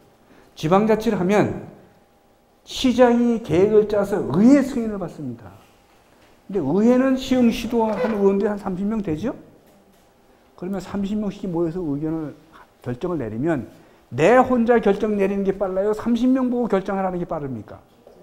네, 혼자 하는 게 빠르죠. 그러니까 박정희 대통령은 30명을 놓고 떠들고 그게 기다릴 시간이 없다는 거예요, 우리가. 그러니까 너네는 아예 없고, 그냥 혼자 결정해라. 그래서 임명직 시장 보내는 거거든요. 자, 그럼 결정은 좀 빠른데, 내 결정하면 어떻게 되는 거예요, 어떤 때는? 내가 결정 잘못하면 막 우리는 엉뚱한 데로 가는 거 아니에요. 그리고 나는 내가 결정을 한다고 하지만 실제는 내가 결정하는 게 아니라 누가 결정하는 겁니까? 그렇지. 나를 뽑아준 사람 우중대로 따라가는 거야. 여러분들의 의견을 따라가기보다는 나를 임명준 사람대로 돌아가는 시스템인 거죠. 그때는 가난 극복이라고 하는 국민의 공감대가 있었으니까 가능했는데 지금은 그런 공동의 목표라는 게 다르잖아요. 각자 생활에 다 자기 생활이 있으니까 이거를 존중하는 시스템을 가자는 거거든요. 그러니까 거기에 맞는 헌법이 필요한데 그게 바로 지방자치 분권 헌법이라는 거야. 그러니까 국가주의 지향의 헌법에서 지방주의로 가고 효율성 중시했던 시스템에서 이제는 민주성 중시로 가고 탑다운 위에서 자꾸 명령하는 시스템으로부터 협력하는 시스템으로 가자는 거예요. 그게 지금 헌법 개정의 논의 방향입니다. 국가주의라는 말은 아까 어떤 분들 질문하셨는데 우리가 얼마 전에 국민학교를 부르다가 초등학교 이름을 바꿨죠? 그 기억나세요? 자녀 보시면 다 아실 텐데 왜 바꿨을 것 같으세요? 국민학교도 좋구만. 근데 왜 굳이 국민학교라는 용어를 초등학교로 바꿨냐 이거예요. 응? 이유가 있겠죠? 그게 수십 년 동안 써왔던 용어예요. 국민학교라는 용어가. 저도 국민학교 다녔고요. 여러분 상당수가 국민학교 다니신 것 같은데? 초등학교 안 다니시고? 근데 그 단어를 왜 바꿨냐 이거예요. 그 국민학교라는 용어는 국가의 착한 국민을 가르치는 학교라는 거야. 그게 국민학교입니다. 그러니까 여러분 국민학교에서 제일 기억나는 게 뭐가 있었어요? 여러분들이 기본적 인권이나 이걸 가르치지 않고 국가에 대한 충성심부터 가르치는 거예요. 국가의 착한 국민이 어떻게 되면 착한 국민이 되냐? 그러니까 국가에 대한 충성심 엄청 가르치잖아요. 근데 지금 시대 보니까 그런 시대에 있었는지 모르겠는데 지금은 그거보다 오히려 국민의 기본권을 가르치고 스스로 자율과 자기 책임으로 살아가는 걸 가르치고 서로 똑같은 권한을 갖고 있는 사람들이 모여서 어떻게 하면 잘 공존할 수 있는 방법을 가르쳐 주는 거야. 옛날에는 싸우지 마라 하고 힘으로 탁 누르고 있었지만 이제는 그래 둘이 잘 알아서 사이좋게 살아가는 방법을 스스로 터득하라는 거예요. 그럼 내가 무서워서 안 싸우기보다 둘이 합의해서 안 싸우면 그게 베스트 아니에요? 서로 어려운 환경에 서로 돕기도 하고 서로 양보도 하고 이런 훈련을 하라는 거예요. 근데 우리는 상대적으로 그런 훈련이 작았다고 보는 거죠. 그러니까 그런 훈련할 수 있는 장소가 뭐냐 하면 공동체고요. 그래서 여러분들가 이제 공동체 하시는 분들은 입주자 대표회라는 기구가 있잖아요. 같은 라인에 있는 분들이 가끔씩 모여서 야 우리 라인은 어떻게 하면 좀 깨끗하게 할 수가 있냐. 야 우리 아파트 요 라인에 매일 담배 연기가 올라오는데 도대체 어떤 집이냐 이거 좀. 예? 그 다음에 여러분들 층간 소음 때문에 또 많이 싸우시잖아요. 그러면 여러분들 늘 서로 소통하는 집이라면 야 그래 9시까지는 좀 눈 좀 감아줘야지. 9시 넘을 때 좀 곤란하잖아. 뭐 이렇게 마을 사람끼리 그런 합의가 이루어지면 그 싸울 일이 뭐 있겠습니까? 다 애기 키우는 그런 관계인데 근데 우린 그게 안 되니까 위아층이 경찰 불러가지고 싸우고 심지어는 뭐 주먹도 오고 하고 이런 일이 생겨난다는 거지. 그럼 우리가 공동으로 살아가야 되는 오늘에서는 그런 훈련 없이는 굉장히 어렵다는 거고 그런 훈련의 장을 각 생활 가까이서 얻어보자는 거예요. 그게 저는 자치분권이라고 생각되는 거고요. 자, 그래서 이제 우리가 헌법을 바꾸는데 우리는 이제까지 시흥시를 지방정부라고 부르지 않고 지방자치단체라고 불렀잖아요. 들어보셨죠? 지방자치단체라는 말은 내가 시키는 거 잘하라는 뜻이거든. 근데 이제는 지방정부란 말은 이제 네가 너를 구성하고 있는 지역 주민의 의사에 따라서 잘 하라는 거야, 스스로. 그러니까 용어의 의미가, 그러니까 국민학교를 초등학교라고 바꾼 거하고 똑같은 겁니다. 그러니까 이제는 네가 스스로 정책 결정의 주체이니 네 스스로 잘 네 지역에 맞게끔 해라는 거야. 나는 그 대신 시키는 일은 자제하겠다는 거야, 이제. 예, 이게 지방정부의 의미다. 그러니까 당연히 지방분권 국가가 되는 거죠. 자, 그 다음에 이제 우리 국민주권이라는 말이 쓰는데, 이 국민주권이라는 말은 아까 얘기한 국민학교 같은 개념인 거죠. 자, 국민들이 갖고 있는 권한을 중앙정부를 주면 중앙정부가 시키는 것만 지방이 하라, 이런 뜻의 국민주권인데, 이제는 지역 주민들이 주인이라는 거야. 그래서 여러분이 살고 계시는 지방정부의 권한을 받아줬기 때문에 지방정부의 권한이 세지는 거죠. 자, 근데 이런 얘기들이 이제 우리가 헌법에서 주로 나와실 얘기라고 가지고요. 자, 그러면 향후 혹시 지방분권을 강화한다 그러면 자치분권 시기가 된다면 어떻게 다르냐? 자, 그럼 여기 이제 몇 가지 예를 드렸는데요. 자, 우선 지역 스스로 잘하겠다고 하는 문서를 만들자. 그게 이제 자치 기본조례라는 거예요. 자, 우리 시흥시는 시흥시에 맞게 다른 지역 간의 다른 무슨 이런 운영 시스템들 만들고 뭐 이런 노력을 하자는 거죠. 근데 그런 노력을 하려면 여러분의 참여가 없이는 어렵잖아요. 그러니까 아마 시장님께서 여러분들 이런 교육도 필요하다고 하신다고 느끼신다면은 많은 여러분 스스로 어떻게 하면 시흥시를 좀 살기 좋은 도시로 만들겠냐. 그거 서로 이제 토론하라고 서로 고민 나누라는 거거든요. 이제 그걸 할 수 있는 시스템을 만들자는 거고, 그러려면 시민들이 좀 관심도 있고 늘 해야 되잖아요. 그러니까 자치분권 되어가는 거예요. 그래서 아마 지금 전국에 243개의 우리 기초지방정부가 있는데요. 그중에서 이름 같은 자치분권 하는 대학은 한 50개 도시밖에 안 됩니다. 다 하는 게 아니냐. 어떤 도시에 가면 일부러 시장이 이런 거 안 합니다. 네. 이런 거 하라고 하면 머리 아프다고 해요. 네? 제가 아까 세종대왕 그 말씀하고 똑같은 겁니다. 네? 자, 그 다음에 이제 요 백서라고 하는 말은 늘 기록으로 남겨두는 겁니다. 사람이 모여서 결정해서 이루어지는 일들은 기록으로 남겨서 똑같은 일이 반복되지 않겠다 하는 거고요. 자, 요거는 무슨 말이냐면, 자, 시흥시는 인구 50만이고요. 수원하고 용인은 인구 100만이 넘었습니다. 그러면 조금 규모가 다르죠. 그러면 규모가 달라서 서비스가 조금 다르더라도 그거에 대해서 불만 가지면 곤란하다는 거죠. 자, 조금 세금이 많이 거쳐 잘 사는 지역도 있고 세금이 못 사는 지역도 있잖아요. 그 차가 너무 견디기 어려울 정도는 국가가 조정해 줘야 할 일이고, 가령 예를 들면 시흥시 사는 사람이 용인 잘 사는데 보고 우리 용인처럼 해달라 그러면 그건 조금 어렵죠. 네, 그게 차등분권이야. 그러니까 사실은 자치분권이나 이게 하자는 의미는 어떤 면에서는 차별을 서로 인정해 주자는 의미하고도 같이 포함되어 있는 얘기입니다. 그러니까 모든 게 똑같아질 수는 없는 거죠. 국가는 여러분들을 똑같이 만들어줄 수는 있습니다. 그런데 지방 간의 경쟁이 일어나면 어떤 일이 생기겠어요? 예, 차이가 일어나면 손가락하고 똑같습니다. 예, 들쑥날쑥하는 거예요. 자, 그러면 손가락의 길이가 다 다를 때 이걸 어떻게 똑같이 만들어주는 방법이 있냐? 이 방법은 두 가지예요. 하나는 국가가 좀 넉넉한 데부터 세금을 더 걷어가지고 가난한 데 주는 방법이 있죠. 또 하나는 국가가 나서지 않고 형제끼리 좀 니네끼리 어떻게 좀 형이 좀 어려운 동생 좀 도와주고 이렇게 해주면 좋겠죠. 그럼 부모님 마음이 얼마나 편하겠어요. 그죠? 근데 형제들 간에 그걸 안 하면 어떻게 돼요? 내가 나서야죠. 국가도 똑같습니다. 지금 아까 독일이라는 나라를 얘기 드린 독일이라는 나라는 주가 스스로 도와줍니다. 잘 사는 주가 못 사는 주를 이렇게 도와줘. 또 법으로 도와주게 돼 있어요. 근데 만약에 형제들이 이렇게 안 한다. 그럼 누가 해야 되겠어요? 그렇죠. 아버지가 나서는 겁니다. 형 보고 나 돈 좀 내놔라면 걷어서 동생을 주는 겁니다. 근데 그거를 똑같이 해주는 건 아니죠. 국가가 봤을 때 요 정도면은 요 정도 레벨을 해야 되겠다. 그래서 그걸 필요 최소한의 수준이라고 합니다. 그래서 지금 국가가 여러분에게 주는 사회복지 보장금이라고 하는 게 필요한 최소선입니다. 그렇잖아요. 국가가 도와주는데 여러분들이 저축할 만큼 돈 지원해 줄 수는 없잖아요. 매일매일 살아가는 최소한의 생활비를 지원해 주는 거지.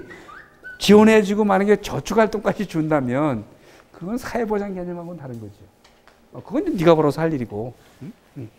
예, 그게 차등이다 이렇게 보시면 되는 거고요.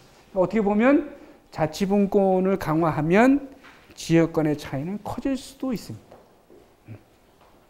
예, 그래서 이제 또 하나의 개념이 뭐냐면 여러분 들었겠지만 지역 균형 발전이라는 게 그래서 나오는 거예요. 여러분들 자치분권이 강화가 되면 재원이 많은 지역은 더 잘 살 수 있습니다. 또 재원이 어려운 데는 더 못 살 가능성도 있는 거거든요. 이제 그걸 국가가 균형을 맞춰주는 제도가 여러분이 잘 아는 것처럼 지역 균형 발전이라는 제도죠. 자, 그다음에 이제 우리 분권에 관련된 이슈를 자주 이렇게 좀 토론하는 장소도 있고, 여러분들 주민자치위원회니까 그런 게가 많을 거라고 보는데, 그래서 이제 포럼 같은 거 열어서 서로 정보도 주고받고, 또 어떻게 그런 게 어떤 뜻이 의미가 있는지, 또 새로운 진행 사항은 뭔지를 확인하자는 거예요.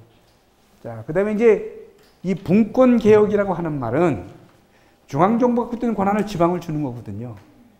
그렇잖아요. 그런데 여러분들이 살아가면서 느끼셨듯이 권력을 갖고 있는 사람이 스스로 포기한 예는 역사상에 없었습니다. 가정에서도 아버지 힘이 센지 엄마의 힘이 센지는 모르겠지만 가정마다 좀 다르죠. 근데 힘 있는 사람이 스스로 너 이제 권력이 너 가져라 하는 거는 없지요. 그럼 그거를 비슷하게 하려면 어떻게 돼야 돼요? 그렇죠. 없는 사람이 있는 사람한테 뺏어와야 됩니다. 자, 그래서 이 자치분권은 일종의 권력 투쟁이기도 한 거죠. 있는 사람부터 없는 사람을 가져오는 거야. 근데 이 권력 투쟁에 성공하려면, 그렇죠. 권력을 뺏으려고 하는 사람들이 연대를 잘해야 되잖아요. 도와줘야 되잖아. 그러니까 여러분들이, 이게 분권이 중앙집권보다 훨씬 살기에 낫다고 하는 걸 해서 권력을 달라는 사람을 도와줘야 되잖아요. 근데 이제까지 우리 국민들은 이 분권에 대해서는 그렇게 크게 신경 쓰고 있지 않았습니다. 여러분도 아마 오늘 강의 들어오실 때까지도 뭐 분권에 대해서 그렇게 심각하게 생각하시는 분 별로 없었을 거예요. 여러분들 시흥시에 살면서 중앙정부가 시흥시에 권한을 더 줘야 되겠다. 그래야 내가 시흥시가 나아지겠다 이렇게 생각하시는 분 계세요? 그렇게 생각하는 많지 않으셨을 텐데. 그런데 국가 전체적으로 보면 지금 국가가 하는 일로는 7대3이에요. 중앙정부가 7, 지방정부 3이고요. 걷어들이는 돈으로 따지면 중앙정부가 8, 지방정부가 2입니다. 그러니까 지방정부가 돈도 작고 실제 할 수 있는 일도 작잖아요. 그러니까 이거를 바꿔주자는 거예요. 그러니까 돈은 한 7대3으로 국가가 한 7, 지방이 한 3 정도 걷고 일은 한 6대4 중앙정부가 6, 지방정부 4 이렇게 하자는 겁니다. 그 다음에 또 하나는 어떤 때는 똑같은 일인데 교육 같은 거 예를 들면 이제까지는 중앙정부가 교육을 다 담당했잖아요. 근데 이거를 지방으로 좀 달라는 거잖아요. 왜? 중앙정부가 교육을 핸들링 하니까 어떤 문제가 생겼어요? 여러분들. 우리는 전국에 똑같은 교과서 놓고 똑같은 내용을 교육하잖아요. 그게 이점도 있죠. 여러분들 특히 그 이점 하는 게 방공교육 기억나시나요? 전 대한민국에 있는 전 학교가 방공포스터, 방공표, 방공글짓기, 방공 옹변대, 방공이 5만 거나 있잖아요. 그러니까 방공교육은 성공했을지 몰라도 다양한 교육을 주지는 못했어요. 근데 사실은 사람이 다양하다는 말은 교육도 다양해야 된다고 생각합니다. 그렇죠? 네. 그래서 외국은 학교 가시면 학교마다 추진하는 이념들이 다 달라요. 학교마다. 그러니까 입학생을 받을 때 우리는 이런 교육을 가르치는데 이런 교육이 마음에 드시나요? 하고 학부모한테 물어봐. 안 맞으시면 우리 학교 보내지 마세요. 공감이 가세요? 네. 우리 그렇게 하자는 거거든요. 이제까지는 우리가 똑같은 교육을 해와서 붕어빵 만드시 모든 사람을 만들었는데 이제는 붕어빵 만들지 말고 고래도 그리고 다 예? 다양한 형태로 교육을 하자는 거거든요. 그러면 혼란스럽다 이제 그런 분도 있어요. 그럼 혼란스럽지 않냐? 그러니까 사람은 다양한 속에서 서로 공존하는 배워가는 거. 이게 이제 우리가 갈등을 줄이는 방법 중에 하나거든요. 그러니까 나는 여러분을 인정하고 여러분 나를 인정하고 서로 다른 사람들 간에 어떻게 공존하는 걸 배워가는 겁니다. 그래서 우리가 민주주의 잘하는 나라라고 하는 말은 비교적 그런 걸 잘하는 거죠. 근데 그게 어릴 때부터 일어나줘야 되는 거예요. 자, 그 다음에 이제 앞으로 지방자치가 어떻게 진행될 거냐. 그럼 여기 키워드. 아까 아마존의 빅데이터 이런 걸 말씀하셨는데요. 글쎄 모르겠습니다. 앞으로 100년 후에 우리가 어떤 사회가 될런지. 근데 지금 현재 나오는 이제 얘기들이 그런 거잖아요. 자, 직업들이 많이 없어질 거다. 의사가 없어질 거라고 그러네요. 들으셨죠? 의사 없어질 거라는 얘기. 또 현재 지금 잔존하는 직업들의 상당수는 없어질 거라는 거예요. 이제 그게 정보화지. 그 다음에 수많은 데이터가 모아지고 데이터가 왔다 갔다 하는 쓰기 때문에 또 우리가 한편으로는 테일러 서비스를 하게 될 거다. 사실 이거는 내가 내 기호에 맞는 서비스를 받으려면 내가 시장에서 하는 게 베스트예요. 그렇죠? 내가 내 돈 내고 사는 게 최고잖아요. 그러니까 이제 이런 예를 하나 드리면 미국 같은 예가 되겠습니다. 이거는 우리한테 그런 얘기 별로 없으니까. 자, 저희 집에 도둑이 들었다 이거예요. 어떤 도둑은 뭐 그냥 스쳐가는 도둑일 수도 있고요. 어떤 때는 귀중한 물건을 잊어버려서 내가 꼭 찾아야 될 경우도 있잖아요. 자, 미국 사람들은 도둑이 되면 세 가지 옵션이 있습니다. 하나는 경찰에 신고하는 거, 하나는 사설 탐정을 고용하는 거, 하나는 마피아를 고용하는 거. 그럼 마피아를 고용하면 돈이 제일 많이 들겠죠. 그럼 내가 요 놈을 꼭 잡아야 되겠다. 그러면 돈을 많이 들여서 마피아를 고용합니다. 그럼 일주일에 딱 잡아와 얘가. 개인 탐정을 고용하면 한 달 만에 잡아옵니다. 돈이 좀 덜 들었죠? 경찰에 신고하면 못 잡죠. 왜? 이 경찰은 내 일만 하는 사람이 아니거든요. 이 사람 신고도 받았지, 이 사람 신고도 받았지. 근데 내 일을 우선순위를 해줄 수가 없잖아요. 똑같이 시간을 하려다 보면 내 것도 못 잡고 이 사람 것도 못 잡고 다 못 잡는 거예요. 근데 내가 내 돈을 주고 고용한 이 사설 탐정가는 내 돈을 받았으니까 움직여야 될 거 아니에요. 똑같은. 그러니까 이런 경험을 오래 한 나라들은 가급적이면 정부에게 맡기는 일은 가능하면 줄이려고 합니다. 왜? 정부에게 맡기면 돈은 많이 들고 해결이 잘 안 되는 거야. 그러니까 모든 게 스스로 책임으로 많이 해가지고 하는 시스템을 만드는 거지. 그러니까 소위 우리가 작은 정부라고 하는 말이 거기서 나오는 겁니다. 그래서 제일 돈 안 들이고 좋은 방법은 공동체가 품앗이 하는 겁니다. 이렇게 생각해 보세요. 애 키우실 때 내 키우고 여러분의 애 너무 키우다가 내가 시간이 좀 바쁠 때는 우리 옆집에 맡겨놓고 또 반대로 옆집 사람이 나한테 맡겨놓고 돈 안 들고 서로 케어가 되잖아요. 근데 옛날에는 다 우리 이렇게 했어요. 왜? 동네에서 동네 아주머니 다 우리 애 하나 10명의 아줌마 돌아가면서 키웠거든. 근데 그거를 좀 우리 보관하자는 거예요. 자, 두 번째는 자, 우리 도시화입니다. 인구가 다 도시로 이동하고 있어요, 지금. 특히 우리나라 같은 경우는 인구의 92%가 도시에 살고 있거든요. 도시화율이 제일 높은 나라입니다, 우리가. 그러니까 반대로 농촌의 인구는 해마다 줄고 있습니다. 그래서 앞으로 농촌 소멸될 거라고 하는 거고요. 자, 그 다음에 인구는 줄면서 또 고령화예요. 현재 우리가 한 14.5%, 그러니까 고령 사회로 이미 진입을 했고요. 앞으로 3년이 지나면 여러분들이 놀랄 만한 속도로 고령화가 진행됩니다. 55년생부터 63년생까지가 우리 제1차 베이비붐 때인데 1년에 한 80만 명 정도가 고령자가 나옵니다. 이제. 그러면 5년 사이에 55, 56, 57, 58, 59, 60, 61, 60, 63, 8년에 7, 8에 56, 한 500만 이상의 고령자가 쏟아집니다. 그럼 우리는 한 1,300만이 되면요. 인구의 한 25%가 고령자예요. 자, 그러면 우리가 엄청난 부담이 되겠죠. 네? 자, 세계화. 그 다음에 지금 제가 말씀한 대로 분권화입니다. 이제는 중앙정부로부터 이게 내려오는 거야. 그 내려오는 이유가 다양한 행정 서비스를 대응하려니까 중앙정부 혼자 핸들링하기가 어렵죠. 그러니까 그 지역 단위, 작은 단위로 내려오자는 거죠. 네. 자, 그 다음에, 자, 민주화입니다. 자, 그래서 우리는 70년대, 80년대에 비하면 우리가 훨씬 민주화됐고요. 또 지난 우리 촛불 시위 사건을 거면서 우리가 훨씬 민주화에 지금 많이 앞서가고 있죠. 네. 자, 그러면 몇 가지 중요한 사례를 드리고 제가 얘기를 끝내겠습니다. 자, 여러분들도 이제 투표를 통해서 지도자들을 많이 뽑아보셨을 텐데, 시흥시장이 삼선으로 그만두시죠? 네. 왜 삼선으로 그만두게 할까요? 아마 여러분들은 김윤수 시장이 좀 한 번 더 했으면 하고 바라는 분도 계실 텐데 그래도 삼선으로 좀 끊고 있습니다. 그렇죠? 왜 끊냐 이거. 왜 끊을 것 같으세요? 우리는 시흥시의 조례에 의해서 끈 게 아니라 지방자치법에서 3선 이상은 못하게 하는 거예요. 자, 못하게 하는 이유는 선출직 공무원들 자꾸 선수를 높여주다 보니까 일을 잘하려는 열정은 없어지고 쓸데없는 데만 관심들이 많이 가더라는 거예요. 근데 특히 제가 오늘 예를 드리려고 하는 나라는 LA라는 도시인데요.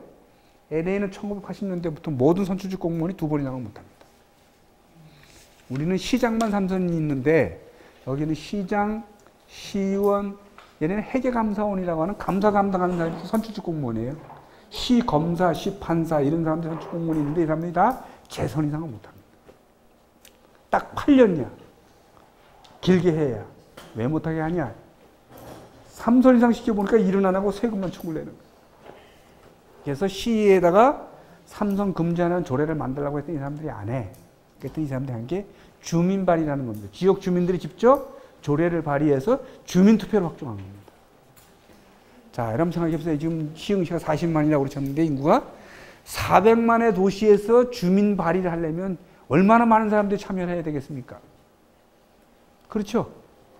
그거를 유권자의 50%를 통과시키려면 얼마나 많은 사람들이 동원을 해야 돼요? 인구 400만의 도시에서. 예, 그걸 해낸 도시입니다.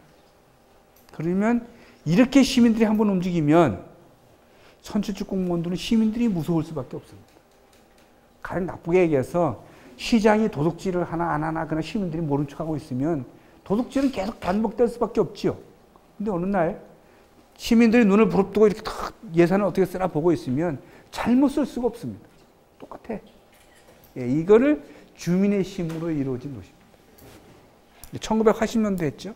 그래서 이 일을 계기로 미국의 많은 도시들이 선출직 공무원들을 제한합니다. 이제 2번 제한하는 도시, 3번 제한하는 도시. 그러니까 우리가 하는 게 일반적이다 그런 말이죠. 자, 일본은 1960년대 혁신도시 시대라는 게 있는데요.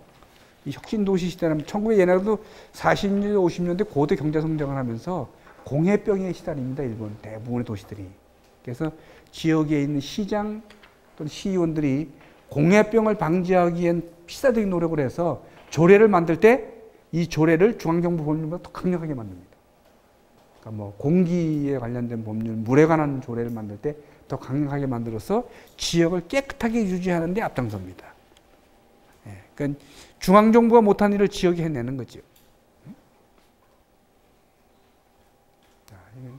자, 그 다음에 여러분들은 이제 시흥시에 근무하든 아니면 뭐 안양에 근무하든 지방정부 공무원들 봉급이 똑같습니다. 그렇죠? 그건 알고 계시죠? 왜? 우리는 전국의 통일적인 봉급 시스템을 갖고 있어요. 하루에 뭐 시간은 근무하는 시간은 똑같겠지만 일의 강도는 도시하고 농촌하고 하늘과 땅 차이인데 봉급은 똑같습니다. 그런데 사실 그건 지방자치하고는 다른 거거든요. 지방자치가 잘한 나라 가면 지역마다 봉급이 다 다릅니다. 아니, 돈이 좀 많은 데는 좀 넉넉하게 줘. 돈이 없는 데는 못 줄 거 아니에요. 예를 들어서. 또 미국의 조그만 도시에 가시면요. 공무원 다 파트타임이야. 왜? 일이 많지가 않아. 오전만 근무하면 되고 막 그러거든요. 그러니까 이런 데는 공무원 봉급만 갖고는 못 살아가요. 그러니까 투잡이야. 오전에는 공무원, 오후에는 슈퍼마켓의 캐시어. 이런 게 많아요. 일본만 해도 지방정부마다 봉급이 다 다릅니다. 그런데 어느 지역에 잘 살다가 못 살게 되면 공무원의 봉급을 어떻게 해야 되겠습니까? 좀 낮춰야죠. 이런 이유가 많다. 그러니까 시의원들도 봉급 받다가 시의 재정 사정이 나빠지면 자기 봉급을 스스로 깎습니다. 근데 우리는 올리는 일이 있어도 깎는 일을 못 보셨죠? 네? 국회의원도 그런데 뭐. 그러니까 일본은 재정이 어려워지면 선출직 공무원들을 깎는다. 자, 근데 우리 얼마 전에 평창올림픽을 해가지고 성공적으로 아주 잘했다고 칭찬이 많은데 강원도가 아주 세 번인가 노력해가지고 평창올림픽을 유치했잖아요. 근데 여러분들 평창올림픽 유치하는 주체가 대한민국이 아니고 평창군이라는 얘기는 아시죠? 평창군이 유치한 거예요. 대한민국이 유치한 게 아니라.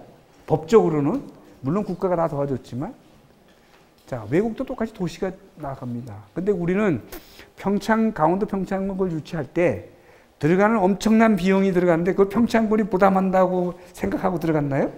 아니요. 네, 우리 국가가 다 해줬어요. 절대 아니에요. 근데 외국은 국가가 안 해줍니다. 특히 여러분 평창 올림픽하고 붙었던 도시가 이 스위스 베른이라는 도시인데요. 인구 한 25만 되는 도시인데 얘네는 동계올림픽 유치하려고 뭘 했냐? 주민투표를 했어요. 야 우리 유치할까 말까? 그랬더니 주민들이 노랬어요. 노했어요. 왜? 아 우리 세금 더 내야 되는데 우리 그거 싫다는 거예요. 세금 더 내서 시설 많이 졌는데 올림픽 끝나서 나만 놀아? 아 이거 곤란하다는 거예요. 그러니까 여기는 노했어요. 그래서 1차 통과하고 2차 심의할 때 얘네가 드랍했습니다. 이게 소위 자치분권하는 가장 좋은 예들이지. 그러니까 이런 스위스 같은 데 가시면 학교 선생님 누가 채용하겠어요? 네, 지역 주민들 채용합니다. 한 학기 지났는데 선생님들이 학부형들끼리 모여가지고 야, 그 선생님은 농땡이 안 되겠어. 그러면 학부회의에서 선생을 추방시켜. 네. 소위 그게 자치분권하는 거예요. 우리는 수학 잘하는 선생님이 필요한데 뽑아서 수학을 잘 못해요, 선생님이. 그럼 어떻게 되겠어요? 그렇지, 그럼 한 학기만은 교체하는 거예요. 예. 그럼 참여하는 거죠. 예. 그래서 요즘도 얼마 전에 스위스를 갔다 왔는데 거기도 인구가 자꾸 주니까요. 조그만 지방자치단체들이 자기가 감당하기, 세금을 많이 내야 되니까, 그러니까 통합하더라고, 자꾸. 그러니까 옛날에는 한 300명이 모여 사는 동네에서는 이렇게 학교도 따로 운영을 했는데, 이제는 그 비용이 많이 드니까 인근 지역하고 이렇게 합하더라고요. 내가 세금을 부담하기 때문에 매일매일 피부에 와닿는 거예요. 그러니까 예를 들어서 300가구가 모여서 선생을 채용하는 데서 인구가 한 50명 빠졌다. 그러면 부담이 늘어났죠. 각자 주머니가. 바로 느끼잖아요. 그러니까 이걸 계속 유지할까 말까는 늘 고민하는 거예요. 그러니까 관심이 많이 있겠죠. 자, 그 다음에 이제 최근에 우리나라도 중앙정부가 여성 정치 참여 때문에 여성 의원들을 많이 고용하는 그런 제도를 갖추고 있는데 특히 여성 62명 중에 여성 의원이 한 21명 된다. 그럼 이건 굉장한 거죠. 예, 이런 따이완에 가면 따이베이라는 도시가 있는데 특히 여성의 참여 또 시의원들에게 일을 좀 잘하게 해준다고 1인당 1,000만 원씩 주고 있습니다. 매달. 시의원 1인당. 뭐 하라고? 보좌관들 쓰라고. 그래서 여러분들도 뭐 시의원에 대해서 좀 부정적인 시각을 많이 갖고 계신 거는 맞는 것 같은데 만약에 시의원들이 일을 정말 착실하게 잘 하시면은요 여러분 예산 좀 절약할 수 있습니다. 그럼 시의원 일 잘하게 하시려면 어떻게 하면 되겠어요, 여러분들이? 네, 여러분들 시의원들이 어떻게 하나 잘 감시하시고요. 또 일할 수 있는 여건만 좀 만들어주면 돼요. 그러면 여러분들 세금 절약할 수 있습니다. 그러니까 여러분 하시기 나름이에요. 네? 그래서 그 훈련하는 베이스 장소가 하나 있다. 제가 아까 말씀드렸는데 그 가장 좋은 장소가 뭐냐면 여러분이 공동축에 하시는 분들은 입주자 대표회의라는 게 뭡니다. 여러분들 입주자 대표회의 대의원님 계세요? 계세요? 네. 그거 잘하시면 여러분은 훨씬 관리비도 아낄 수 있고요. 참여하는 훈련도 할 수 있고 서로 양보하는 것도 배울 수 있고 그렇습니다. 근데 우리는 관리비 다 내놓고 도둑마저도 모르고 있고 그러셨지? 예? 관심이 없는 거야. 근데 사실은 여러분들 양보하고 이렇게 대화하는 거는요, 훈련이거든요. 그래서 자치분권은 그런 걸 훈련하는 기회다. 이렇게 생각하시면 저는 좋지 않겠냐. 이런 말씀을 드리시면서 가까운 데 좀 관심을 갖자, 우리가. 그래서 혹시 뭐 질문이나 있으면 제가 한두 분 받겠습니다. 질문, 아까 뭐 질문도 하셨었는데. 근데 이제 지금 오늘 제가 자치분권 드리지만 국가가 하는 일을 다 달라는 게 아닙니다. 그렇게 오해하시면 안 됩니다. 국가가 해야 할 일은 국가가 하는데 지금 8대2로 하고 있는 구조를 7대3 또는 6대4 정도로 바꾸자는 겁니다. 그러니까 아직도 국가가 할 일은 굉장히 많은 거예요. 다만 국가가 하기는데 쓸데없이 돈이 많이 들고 낭비적인 거 우리가 더 잘할 수 있는 걸 우리 주면 지역 주민이 원하는 대로 더 잘할 수 있다는 거예요. 그거 달라는 겁니다. 자, 질문이 없으시면 제 얘기는 여기서 마치겠습니다. 아주 경청해 주셔서 고맙습니다. 네, 감사합니다.